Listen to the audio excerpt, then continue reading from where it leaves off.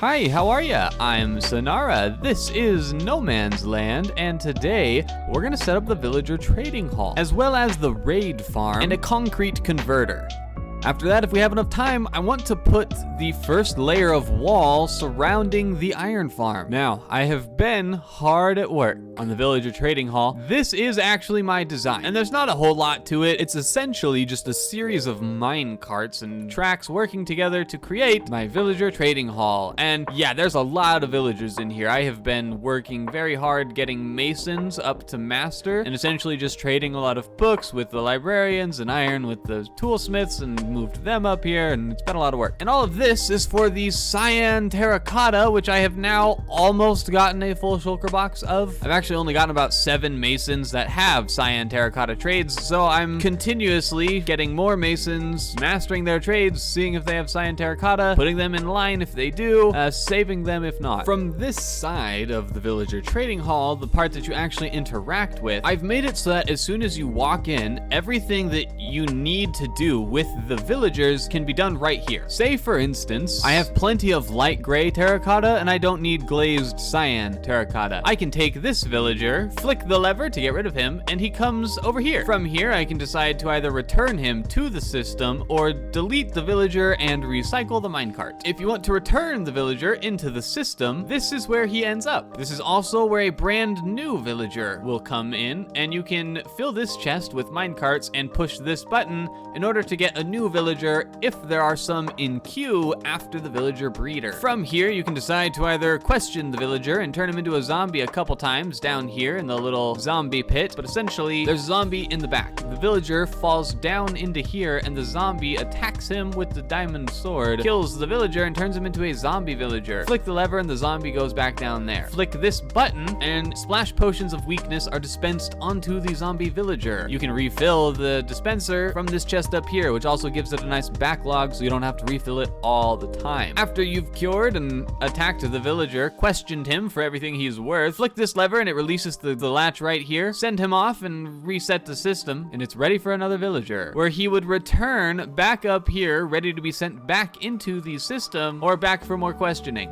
Now we're gonna send this guy back along, and eventually he will return here. It does take a long time for a villager to go all the way around, so just to get halfway through the system, it takes roughly a good 60 seconds. I am really happy with how this turned out. This is everything that I need for a villager trading hall as big as I need it to be. Unfortunately, however, it can fit a lot of villagers, and I don't have enough emeralds for all of this. So I desperately need to build a raid farm as soon as possible. However, I have completely built the villager trading hall. I am happy with it. I'd say it is complete. I guess actually there is one thing I want to add at some point, which is the ability to take a villager from there and take them into a more confined building somewhere in the mountain. For now, let's turn off that one and turn on this one. Bingo bango, we have completed, for the most part, a villager trading hall. Let's get to work on that raid farm. And I'm actually just gonna jump to a completed raid farm, and then we'll talk about it. The design for the raid farm comes from Raysworks, and I will put the link to his video in the description below. I will openly admit that I don't fully understand entirely how this farm works. Essentially, somehow you manipulate a raid to spawn on that little platform up there. All of the mobs funnel down into the platform where the player kills them with one hit. All the items I then funnel out into an item filtration system, and then it's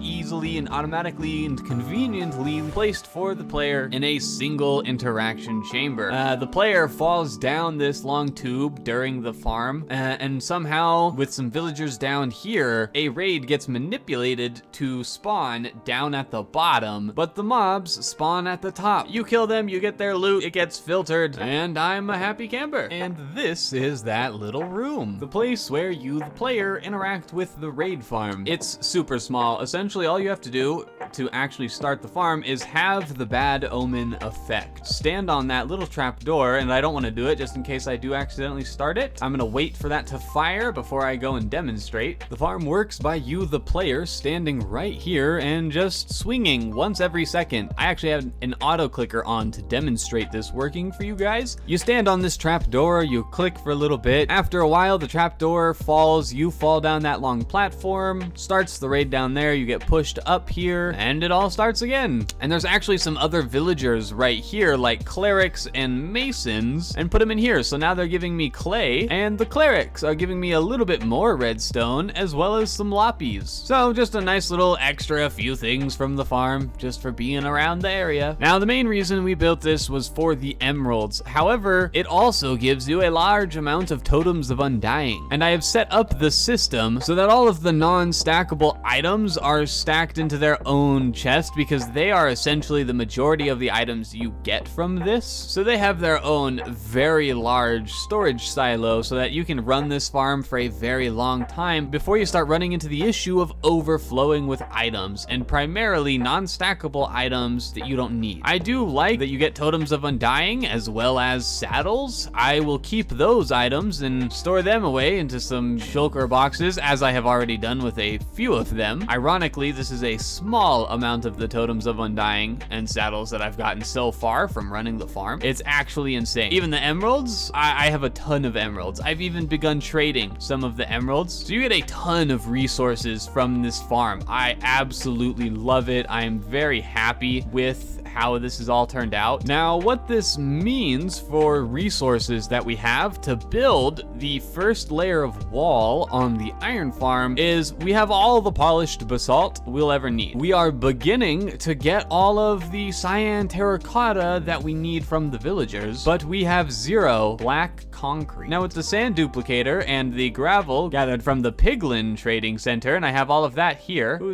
Who is shooting me? Look at that! A skeleton has found a singular place to spawn. How have I never noticed something up there? How long has things gotten away with being alive up there? Do I have a bow? I actually haven't gone to the gold farm for quite a while. I don't know if I have a bow nearby.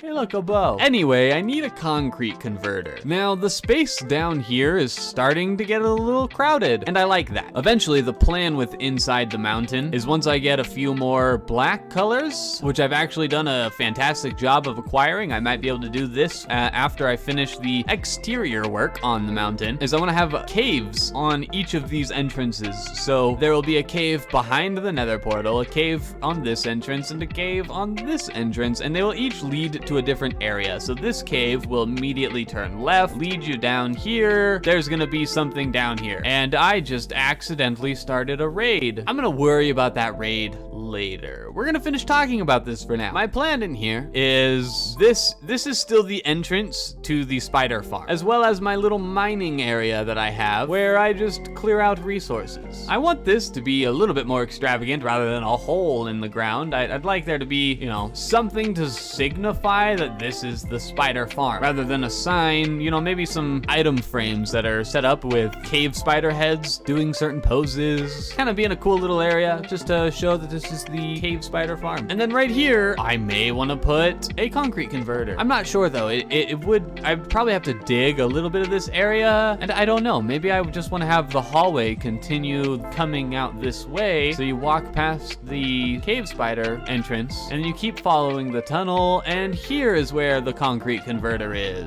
And then you can keep the tunnel going that way, wraps around this villager trading mass unit, as well as the storage area for the items from the tree farm, which I want to fix because I have to fly in and out of there, essentially. It's not fun. So I eventually want that to look better, build the concrete converter, tuck it away back here, and then just leave the rest of this area and surrounding it for the tunnel. And that'll be the left side. And the left tunnel right about here will turn into what I would consider the middle tunnel's entrance, which I want to be a better storage area. The storage area is where I spend the majority of my time, rummaging through these boxes, these chests, these barrels, trying to find the things that I need. I would like if this area was generally a little bit easier to maneuver around. It looks like the iron golems that escaped from the farm are actually dealing with my raid right now. And then the right tunnel will lead to a series of other farms, like the control center for this little area, the honey farm. Just kind of add some separation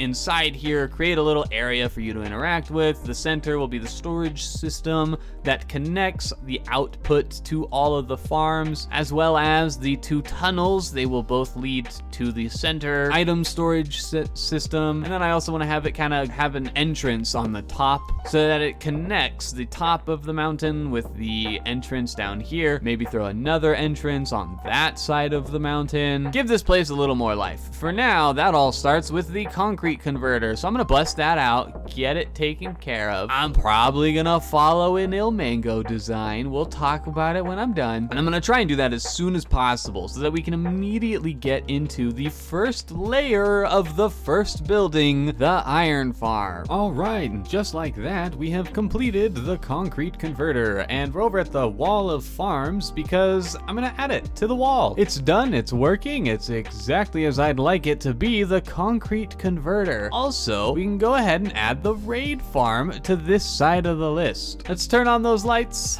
turn off this one, and move this in right there. Perfect.